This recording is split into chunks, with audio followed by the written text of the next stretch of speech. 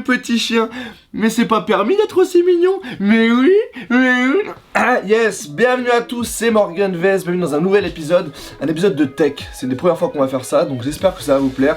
Aujourd'hui, grâce à World of Tanks Blitz, je vais pouvoir comparer des téléphones portables, d'accord, donc des téléphones portables première génération, VS le téléphone le plus cher de l'histoire qui s'appelle le téléphone Vertu. C'est un téléphone qui coûtait entre 20 000 et 40 000 euros. Et c'est un téléphone qui avait des caractéristiques de malade. C'est-à-dire que grâce à une application dans le téléphone, tu pouvais louer un parc d'attractions juste pour toi. Tu pouvais dîner avec Barack Obama, tu pouvais prendre un cours de golf avec Tiger Woods, etc. Donc avant de commencer, moi je suis pas youtubeur tech à la base. Donc là c'est vraiment un petit essai. C'est parti.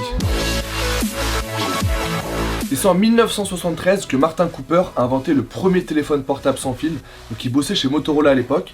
Il a décidé de réunir toute la presse dans la rue et de passer pour la première fois de l'humanité un coup de téléphone sans fil.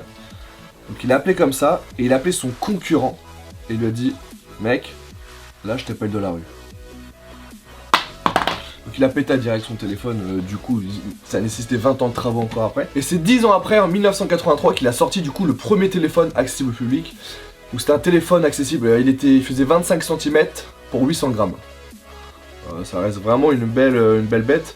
On l'appelait le Lastella à l'époque dans le milieu mobile. Et en France, le téléphone qui a lancé la téléphonie mobile, c'est celui-là, d'accord? Donc sans parler du téléphone, déjà il y avait la petite pochette que les beaufs en 2018 ont toujours, hein, la sacoche. Généralement c'est la même personne qui regarde Walker Texas Ranger le dimanche, qui supporte le club de Dijon, et surtout qui dit santé, mais pas des pieds. Hein, voilà, donc on reste vraiment sur ce genre de mec là. Il y avait déjà le petit clavier. Yes. Pour écrire un petit peu des SMS, donc vraiment l'écran est tout petit. C'est-à-dire que quand t'avais plus de 27 ans, 28 ans déjà, tu ne pouvais plus voir du tout. Mais du coup ce téléphone a cartonné parce que c'était le premier téléphone que tu pouvais acheter en grande surface. C'est qu'à l'époque, pour avoir un téléphone, il fallait remplir une tonne de paperasse. D'accord, les envoyer et attendre qu'ils te répondent, etc. Ça prenait des semaines avoir un téléphone. Alors que celui-là, tu faisais tes courses, tu l'achetais en grande surface et tu pouvais l'utiliser le jour même. Donc c'était quand même assez pratique et assez cocasse. Donc après la sortie de ce téléphone-là, donc ça s'appelait Ola à l'époque, hein, c'était France Télécom, un Français sur 10 avait un téléphone portable, donc c'était quand même énorme. Et du coup, ensuite, le but des téléphones portables, c'était d'être de plus en plus petits. Donc ils commençaient déjà à grandir l'écran, donc là c'est un Sagem. Sagem, je sais même pas que ça existe encore. Et du coup, voilà, le téléphone le plus mythique, c'était celui-là, donc le Nokia 3310. Ils en ont vendu 280 millions. Donc le 3310 c'était vraiment déjà le téléphone le plus solide du monde. C'est-à-dire que tu pouvais le jeter du 3ème, du 4ème étage, tu faisais des foot avec à l'époque. Il ne cassait jamais. Alors que maintenant dans n'importe quel smartphone il faut une coque, genre Rhino Shield ou un truc comme ça. Sinon ton téléphone il meurt au bout d'un mois. Et du 3310 on est passé au 3320, donc encore plus petit, avec un bon appareil photo pour l'époque je me rappelle, et des petits rembourrages qu'il y avait sur les côtés qui étaient censés bien tenir en main. Et c'est là qu'on a commencé à avoir vraiment pas mal de jeux sur les téléphones. D'ailleurs à l'époque on ne disait pas à quelqu'un c'est quoi ton téléphone, on lui disait est-ce que t'as des jeux. C'est-à-dire que tu demandais à un pote son téléphone juste pour jouer à des jeux et t'étais comme un fou. Genre Snake, quand t'étais le king de Snake dans ta classe, généralement t'avais le respect de tous. Et c'est vrai que c'était genre toujours tu voulais tes téléphones pour avoir des jeux, tu t'en foutais de la vidéo, t'en foutais s'ils prenaient des photos ou pas, tu voulais juste des jeux. Maintenant on arrive un petit peu à avoir des jeux qui sont assez cool, dont World of Tanks Blitz. Et ensuite on est passé à ce genre de téléphone, aussi appelé téléphone de vendeur de shit. Hein, on connaît tous un mec de test qui a ce téléphone dans sa sacoche. Je crois même qu'il a une application qui peut faire balance. Si tu veux mesurer tes grammes de C et de weed, n'hésite pas. À l'époque, pour déverrouiller les téléphones, c'est compliqué. Fallait que tu appuies sur étoile longtemps. Après, fallait que tu fasses déverrouiller, que tu appuies sur le truc du milieu. C'était assez compliqué. Regarde, derrière, il y a un petit miroir carrément pour faire des selfies. Bien joué. C'est pas mal. Bien joué. Et la particularité, c'est que, je sais pas si vous voulez, mais derrière l'objectif, ils ont calé un petit miroir qui fait même pas 1 cm². Comme ça, tu peux te regarder et faire un selfie. Ça, quand tu avais clapier, généralement, c'est que t'étais fier. C'est-à-dire que t'arrivais dans la cour, comme ça, tu voyais la meuf un peu bonne à brancher, et tu arrêtes, tu faisais. Oui, à l'époque, c'était les téléphones où dans tes forfaits, tu sais, t'achetais un nombre de SMS au mois. Tu sais, t'avais pas illimité. Ça veut dire que des fois, pour 1 ou 2 lettres, tu passais à 2 SMS, du coup, tu relisais tout ton SMS et t'essayais de supprimer des lettres. Et à la fin, ça ne voulait presque plus rien dire, mais au moins, t'avais économisé un SMS et t'étais très content. Donc là, on part sur des touches vraiment. À l'époque, si tu fais plus de 80 kilos, t'as des Wacom, tu peux pas écrire sur un téléphone comme ça, c'était totalement impossible. Donc ça, c'est un téléphone que vraiment les jeunes n'ont pas coûté. Tiens, va dire Yann ici. Ça c'est mon cousin, il a 16 ans. Essaye d'écrire un SMS avec. Écris salutations distinguées, vas-y. C'est dur ou pas? C'est très compliqué.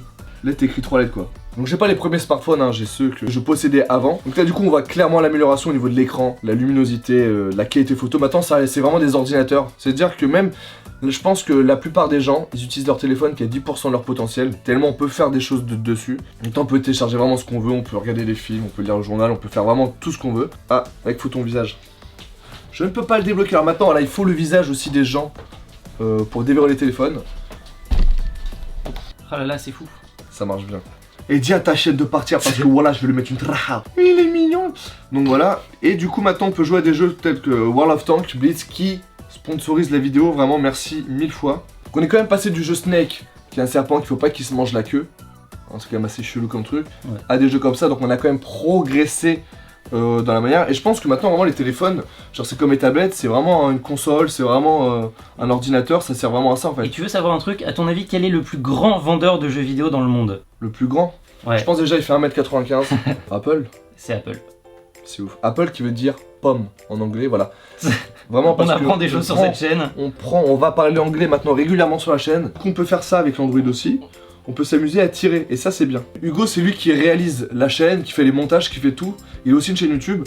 Et en fait comment il faisait avant quand il n'y avait pas iOS ou Android? Comment il marchait les téléphones? Alors en fait, ce qui se passait, c'est que avant, dans ce genre de téléphone, en fait, les gens créaient un système d'exploitation à chaque téléphone. C'est-à-dire qu'à chaque fois qu'ils fabriquaient un nouveau téléphone, ils devaient refabriquer un truc pour un logiciel pour le téléphone. Ok. Ce qui était vraiment intelligent avec iOS et Android après, c'est qu'en fait c'est une seule version pour tous les téléphones. Ok. Attends, j'avais un truc à dire aussi.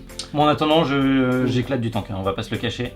Là, j'ai débloqué un tank beaucoup plus gros, mais qui est beaucoup plus lourd. Ouais, je meuble. Hein. Plus gros mais plus lourd, et du coup j'avance très lentement, mais j'ai l'impression de faire beaucoup plus de dégâts. Moi je suis dans un paysage d'automne, voilà, c'est assez joli, on va pas se le cacher. Et du coup moi maintenant je vais vous parler du téléphone Vertu. Donc le téléphone Vertu c'est un téléphone qui se vendait entre 20 000 et 40 000 euros. N'hésite pas à faire ta vie. Là j'ai perdu, voilà. C'est un téléphone qui est sorti il y a plus de 10 ans. Ils en ont vendu seulement ça, 350 000. Pour vous donner un ordre d'idée, Apple vendent 80 millions d'iPhone en 3 mois. Eux seulement 350 000 en 10 ans, donc c'est vraiment très peu. Donc c'est un téléphone qui marchait sous Android et qui avait plein d'atouts de malade. Par exemple, les sonneries du téléphone étaient composées par l'Orchestre Symphonique de Londres. C'était un téléphone qui était fait en titane. C'est-à-dire que pour le casser, c'était compliqué, mais en même temps, quand tu lâches 40 000 boules pour un téléphone, si tu le lâches, t'as une petite larme qui coule naturellement. Et il était fait aussi en cuir de lézard, cuir de veau, cuir de crocodile. Ça existe le Donc, cuir de lézard? Cuir de lézard, ouais. c'est C'est fou. pas très vegan parce que je pense qu'il faut en tuer 20 000 pour avoir une coque d'iPhone. Il était en céramique noire et l'écran c'était du saphir de verre. C'est-à-dire que c'est un écran, il était totalement inréable. Tu prends un cutter, tu prends un clou, tu essaies de le rayer, c'est mort. Par contre, le verre de saphir, ce qui est chiant, c'est que si tu le fais tomber, il casse. Et très important pour ce téléphone, c'est que dès que tu l'achetais, tu avais pendant 1 an un service de conciergerie. C'est-à-dire que tu avais un mec, il bossait pour toi en fait pendant 1 an. C'est-à-dire que tu l'appelais à n'importe quelle heure pour faire n'importe quoi. Tu pouvais lui demander d'aller acheter McDo, des sushis, aller acheter un meuble, aller faire tes courses. Le mec faisait tout ce que tu veux. Tu pouvais louer une villa, tu pouvais louer un jet. Le mec s'occupait de tout pendant 1 an. Et surtout, tu avais vraiment l'application Vertu qui était une application exceptionnelle. C'est-à-dire que tu pouvais faire des choses de ouf. C'est-à-dire que tu pouvais par exemple louer un parc d'attractions juste pour toi. Donc après, ça tu mets le tarot aussi, tu vois. Mais genre, si tu veux un parc d'attractions pour toi et tes potes, parc Astérix, etc., tu pouvais le louer juste via l'application. Tu pouvais dîner avec Barack Obama à la Maison Blanche. Vraiment, je vous jure, c'est vrai, vous regardez sur internet tous les services. Le mec avec le téléphone, il pouvait, alors, il faut toujours payer des sommes ahurissantes, mais tu pouvais dîner avec Barack Obama. T'avais aussi un cours de golf pour 2 personnes à 150 000 euros avec Tiger Woods. Ça c'est cool. 150 000 euros, c'est pas mal. Ce qu'il faut savoir, c'est que c'était vraiment un téléphone qui était vraiment secret. C'est-à-dire que très peu de gens le connaissaient, ce téléphone, avant 2015. Je crois que c'est là où le public a commencé à le connaître parce que ça a un petit peu fuité. C'est vraiment un téléphone un petit peu secret, que les riches avaient, qu'ils en parlaient que entre eux, etc. Tout le monde pensait que c'était des téléphones classiques, mais à l'intérieur, il y avait plein d'applications un petit peu secrètes. Et la preuve, c'est que dès que ça commençait un petit peu à se savoir, la marque a commencé à couler. Et la marque a mis la clé sous la porte au mois de juillet en 2017, avec une dette de 160 millions d'euros. Parce qu'avec Hugo, on a essayé d'avoir un téléphone Vertu. Mais le fait que la société des fermes était un peu... C'était un peu compliqué. C'était un peu compliqué à voir, ils en vendent encore sur eBay vers 30 000 euros je crois. Et on n'a pas ce budget. Voilà. Pas encore, mais Pas encore. ça arrivera bientôt, surtout si tu t'abonnes. Abonne-toi. Donc vraiment n'hésitez pas aussi sur la vidéo à identifier quelqu'un qui a ce téléphone de vendeur de shit. Lui c'est mon téléphone vraiment favori mon gars, je le kiffe. Tu sais dans la rue quand tu parles à un mec, tu fais des quelle heure? Il te sort ça, tu dis... Toi je sais ce que tu fais dans la Je vie. sais ce que tu fais. Toi tu touches la CAF. Déjà obligatoirement tu touches la CAF. Et en plus tu te mets un bifton non légalement dans la poche frérot. Et non négligeable. Non négligeable aussi. Oh putain, Quoi? je viens de tilter un truc de ouf. Ouais. La blague que les parents font, genre ferme ton clapet. Ça vient de là? Oh non. Bah je pense. Je sais pas. Tu veux qu'on cherche? Bah c'est obligé, ferme ton clapet, c'est pour ça. Expression ferme ton clapet. Ça vient du Samsung. De formule boîte à clapet qui est fixée en mécanique, notamment ferroviaire. Bon, rien à voir. Yes, rien à voir, c'est un truc qui tombe à l'eau. En tout cas, merci beaucoup à World of Tank Blitz nous avoir aidé à réunir tous ces petits téléphones portables là. Sagem qui est tombé à l'eau du coup. Bah ouais. Sagem, Motorola. Alcatel. Alcatel, frère. Alcatel. Et pensez bien à télécharger l'incroyable application World of Tank Blitz. Ah, faudra, je vais ajouter mon truc comme ça, je joue avec des potos. C'est ça, et qui est disponible sur à peu près tous les téléphones. On a essayé sur plein de téléphones, même des anciens, ça fonctionne. Et ce qui est fou, c'est que c'est aussi beau que sur l'iPhone 10. Donc vraiment, n'hésitez pas si vous voulez qu'on fasse des trucs où on compare des objets tech, par exemple, essayer une télé. Je sais qu'ils font des télés maintenant à 10 000, 20 000 euros. Ouais. Hugo fait les montages de mes vidéos en direct. D'accord. C'est ça, ça peut arriver. Voilà, donc vous voyez l'épisode avant tout le monde et vous voyez même ce qui est coupé. Voilà, donc toutes les blagues pédophiles, tout ça. Vous pouvez tout voilà, voir. parce qu'en fait on touche pas d'argent sur sa chaîne, donc on en a rien à foutre. Les blagues les plus sales sont un peu sur la sienne, donc comme ça vous pouvez un petit peu interagir avec lui quand il monte en direct. Des fois il vous demande quel plan choisir par rapport à quel plan, etc., quelle vanne. Yes, ça, et c'était Morgan Vess, c'était Hugo Press, En direct de chez moi. en direct de chez toi et en direct de YouTube. À bientôt, ciao.